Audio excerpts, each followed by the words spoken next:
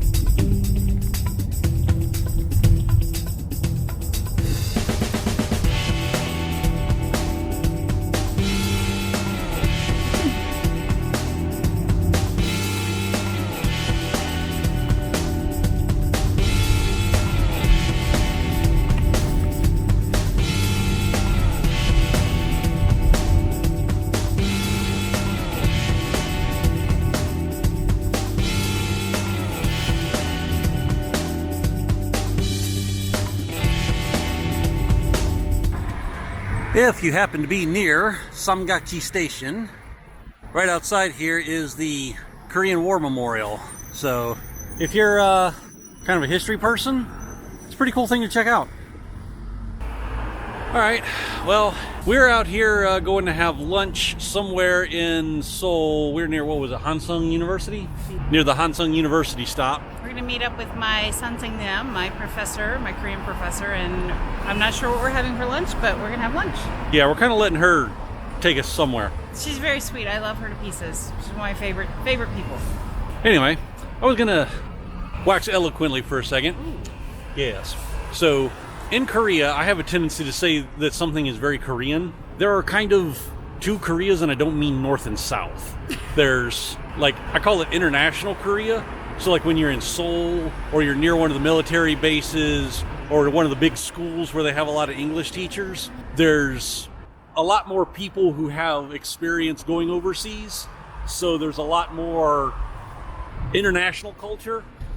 But when you get away from those areas, you get, out toward the area of the city where it's mainly just Korean people, or you get away from the big cities and you go to one of the smaller cities, then there's not as much international influence. So you get, I just call it Korean Korea. So we're a little further away from the markets and stuff in Seoul here. And let me flip around real quick. So oh, there's a peanut butter studio. It says photography, but I'm curious. When you look at the buildings, the sides of the buildings are a little narrow, and there's tall, and there's, I don't know if you can even read it, but there's 4 stories here, and there's 4 different businesses in this building. There's parking on the sidewalk in front of buildings. I could stand here and just video the traffic for 10 minutes, and if you're from the States, it would blow your mind. Some of the stuff that happens on the road here would not just be illegal, it would be massively illegal. Ooh, those are newer buses. I haven't seen those. Those are smaller than the big ones. Well, obviously they're smaller than big ones, but those are smaller than the old ones where the guys would just pull out into traffic and cut everybody off. Those are always hilarious to be on. But, so yeah, we're in a little more Korean area of Korea. Actually, this may be the smoothest sidewalk I've ever seen in Seoul. I wonder if they redid it recently. But, so we're going to wait on Melissa's friend here, and we're going to go have lunch. Yay! We are captain anymore.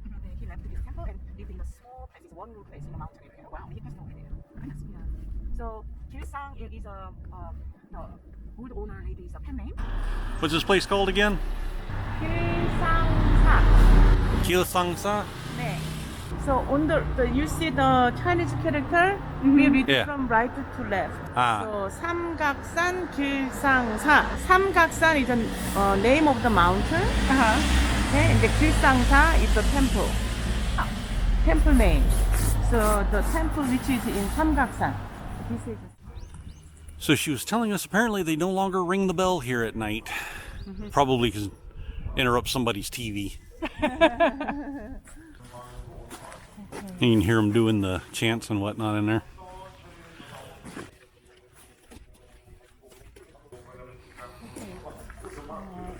So I believe over here there's like a restaurant or something she was saying, and every so often they do like a free vegetable lunch or something. We'll go see.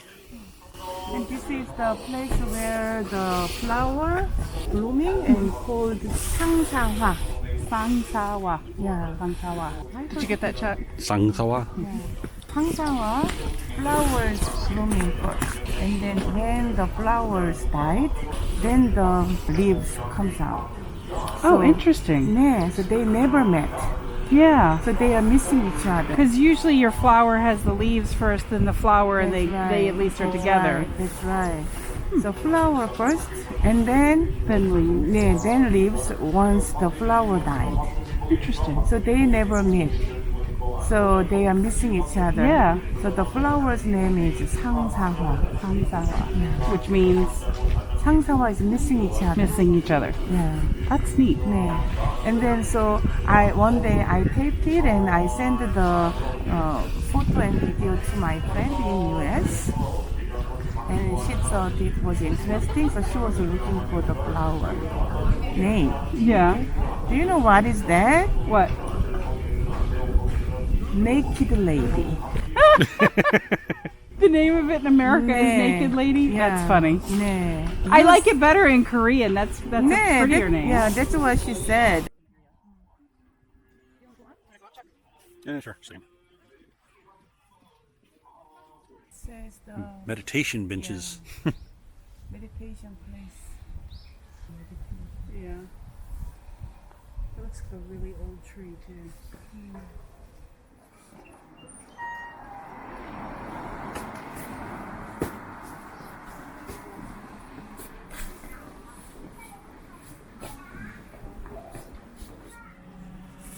So she was telling us that in here's where they do the ancestor thing. If you can see it, all these bits on the ceiling here, little tags, are people who have paid to have their ancestors in the prayer ceremony. And then all these little Buddha dolls on the edge over here are wishes, I guess. So the guy in the center there is not Buddha, if I understand correctly, but he's like the head monk or something. And the little staff that he's carrying, apparently there's a thing during a once a year ceremony or something. You got like heaven and hell, and then you got like the level in between, which isn't earth. It's kind of a spiritual thing, kind of a purgatory-ish kind of thing. So they pray souls from hell up to the middle level, but then once a year the head priest guy does the ceremony and bangs the staff on the ground, which opens the door to heaven or whatever, and the souls that have been prayed up to the middle level can ascend. So there's a little semi-Buddhist Korean thing for you. So we had a surprise temple visit. Now we're off to do something else.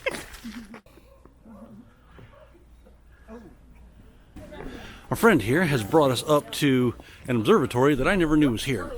So we're up on one of the mountain areas up here over Seoul, so we can get a view. The air's a bit hazy, but If you cross the mountain, okay, it's North Korea. Oh, wow. So in 1970, many, I don't know how many numbers, but the spies came across the mountain and then they attacked the Blue House. Oh, wow. Almost.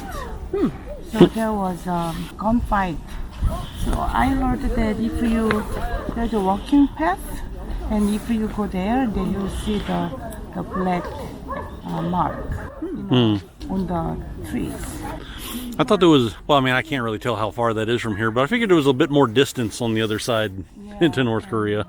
Climb mountain, many hills, and then North Korea. They walk all the way. Let's go see what's over here. All right, so up on top of this pagoda-looking thing, there's an actual observation deck. So here's your air quality message. There's Seoul proper. If you can actually see it, there's Namdaemun Tower. And all the haze and smog and whatnot over there. And if you walk on this other side where we were just looking, it's still hazy, but it's a lot more visible. Chuck. What?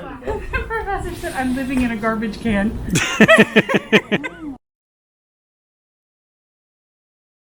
It might be. It's a little dirty over there. I wonder what the air quality is today, because it's kind of thick. Probably not very good. Living in Seoul is convenient, but air quality is never good in Seoul, right? Yeah. Yeah, but occasionally it's worse in Pyeongtaek, because Yeah, we have seen it bad. yeah, we're in that air band where all like the yellow dust and stuff blows in, so some days it'll jump up into like the 200, 220 range. Not often, but it does it on occasion. And there's random naked lady statue. So apparently, according to this, there's a Seoul City wall that's been there for like 600 years. And if you can see on the edge of the ridge there, it goes up there, and then goes up about the level of that street lamp there, and then comes over to the other hill and goes all the way up there. At least I think that's it. Yeah, it goes all the way down there too. That's interesting for you. So to answer my own question, I looked up the air quality. It's 98 and 61, so we're almost 160. Not the worst I've ever seen it, but 160 is not exactly what you want to be sucking through your lungs if you don't have to be. So we are having lunch at Jaha-손먼두, which is a mandu place that's way up in the mountains and made by hand. So there's a set menu you can get. Individual like mandus. I think we're gonna get the pyongsu, which is beef and shiitake mushrooms and cucumber, and this one, which is just mushrooms and vegetables. So it's a veggie mandu or a dumpling. And we're gonna get the So if you've heard of Korean jeon, which is a pancake, usually it's pajeon, which is onion pancake. This is like a ground bean pancake. So this actually looks really interesting, but not 29,000 won worth. Oh, that's jellyfish. No. So we're gonna get the pot. It's a 3-person meal with mandu and mushrooms and cucumbers and other stuff. Mandu chongo. Normally when people talk about mandu soup, you're getting either this one, which is just the soup with the individual mandu, or here's one that's got mandu and rice balls in it, which is probably what I would have gotten if we weren't getting a... And then there's, they got teas. Honey citron tea. Meso. Plum tea. Omija, I've had that before. I think that's pretty good stuff. So we will let you know when our food gets here. So there's our bean pancake there. What was that called again? Pindekta. Pindekta. And then we've got kimchi. Some sort of like roll style kimchi. And it's just regular radish kimchi. Oh, grab a bite. I think you're going to have to cut it with the chopsticks.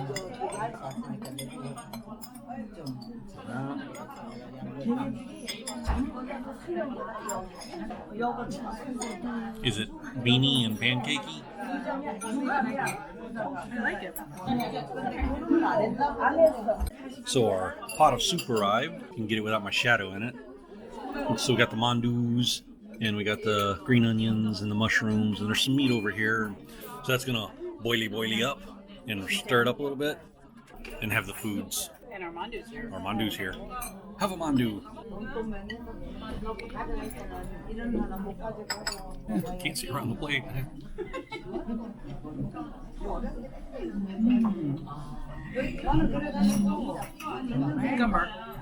Cucumber. It's delicious. So the Mandu restaurant is good at Mandu? Very good at Mandu. Chuck, you have the other Mandu. Yep. Good? Part lot easy though. It's delicious. So Melissa has had a Mandu blowout. It's so good though, it doesn't matter. She went to pick up her Mandu and it split and everything fell out of it. So we just found out there's also cabbage in here. Not that that's important, but Koreans use cabbage as a filler in a lot of dish because A, it's cheap, and B, it holds its texture up well. So they also put it in hamburgers, which is a bit odd on occasion. So while you're eating in Korea, if stuff comes in a big pot like this, generally you'll have a small bowl, and you scoop your stuff out of here, put it in your small bowl, but everybody gets their food out of the big pot because sharing is caring. Also, you've got your banchan or your side dishes. So you've got your little kimchi here. Let me get a little kimchi. Come here. Let me get that. And you can just set it on top of your food and eat it with whatever little bit. But everybody eats out of the side dishes. Again, just sharing is caring. Who's caring? And where ain't she paying the bill? So soup is finished cooking, so we're going to eat it proper. So we got some mandus and some beef and mushrooms and all the goodness. How's your soup? It's delicious. Nice and hearty. So I need to get me one of these dumplings. So just for informational sake, the pot of stew that can feed 3 people can feed probably about 5 when you include the banchan and the side dishes. And the mandu. And the mandu. And the pancake. That would have been the side dishes. Wow. So, nice little restaurant. From the second floor there, it's got a nice view out. Parking is a bit of a pain though. So, on our drive-by here, I don't know if we can really even see anything. We're gonna try is the blue house or the presidential house. Hopefully we should be able to see it once we round this bend up here. Oh, there's a nice statue there. There we go. There we go. That's where the president lives. He just mentioned the 3 people. They're checking everyone. Really? Yeah. Okay, here we go. There you go, Chuck. Oh, there we go. The one with the blue roof. There's the blue house. Ah, that would make sense. And then on the right, this is the Seongbuk Palace. Seongbuk Palace. Ah, which all we can see is another wall at the moment. Yeah. So, not far from the blue house, this is the prime minister's area or something. There's lots of little shopping stuff in here. Little Korean style stores and ones that look like they're built on like old, the stone palace walls and whatnot. But you know what you don't see a lot of in this area? Parking lots. It's like, where do people park to come spend money here? I mean, really. So in normal Korean fashion, after we've eaten, we have to go have coffee and dessert because you never just go to one place. You go to at least 2 places for pretty much everything. By the way, that's the thing. If you're out having dinner, you have dinner and then you go out for drinks, then you go to another place for drinks. So you have to go to a second, like a third place when you're out for dinner. It gets very complicated. But we were stopping at a place called Napoleon. And we are going to get some bread and some coffee.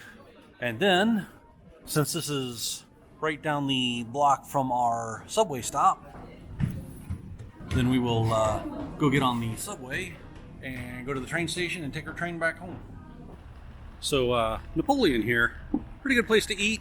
It's about a block west of Hansung University on the number 4 line. Exit 5 is the correct one to get over here, easiest. Speaking of which, we're going to go take exit 5 down to the subway so we can go catch our train. Yay! Because we're going homes. Hey. Doggies! Alright, well, we have made it back to our subway stop. And to our vehicle. And to our car. Almost. Our faithful steed. Hayangi? I forgot what I named him again. Hayangi. Hayangi. There we go. Whitey in Korean. Because the car is white. I am so predictable. Yeah. It's okay. My Subaru is called Blue. Ali Japanese. in Japanese. So we are headed home in just a little bit to get some dinner, go see some dogs. see our rottens. So we will see y'all next time. Enjoy.